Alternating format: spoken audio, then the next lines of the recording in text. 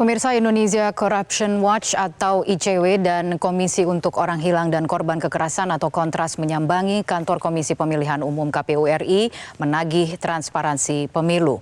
ICW dan Kontras menilai berbagai persoalan muncul ke permukaan akibat kesalahan pemindaian data pada Sirekap yang akhirnya berimplikasi pada kegaduhan, berbagai kecurangan di hari pencoblosan. Dan mereka juga menyoroti tingginya angka petugas KPPS yang meninggal dunia. ICW juga mengkritik keengganan KPU RI membuka anggaran Sirekap dan mempertanyakan mengapa dana yang dianggarkan justru menghasilkan sistem yang berantakan. Kepala Divisi Korupsi Politik ICW, Egy Primayoga, menjelaskan pihaknya ingin menelisik lebih jauh mengapa KPU menggunakan sistem yang dianggap belum siap untuk pemilu 2024 yang begitu rumit. Sementara itu, Kontras menyoroti permasalahan tingginya petugas KPPS yang meninggal dunia. Mereka mempertanyakan mengapa KPU tidak belajar dari pengalaman pemilu 2019 yang lalu, di mana lebih dari 800 petugas KPPS meninggal dunia.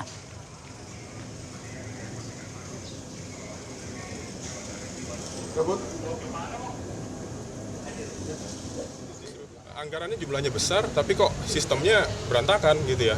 Dan konsekuensinya adalah publik sampai sekarang menjadi kisruh, menjadi ribut di berbagai daerah gitu ya, karena sistem yang tidak siap, sistem yang tidak baik begitu. Sementara itu sudah menghabiskan anggaran yang jumlahnya tidak sedikit begitu. Jadi kami juga ingin periksa anggarannya berapa, sebesar apa, detailnya seperti apa, digunakan untuk apa saja, apakah perencanaannya sejak awal sudah dilakukan dengan patut atau tidak gitu, karena perencanaan yang buruk di awal bisa berdampak pada kerusakan atau praktik buruk di akhirnya begitu, kerusakan di akhirnya.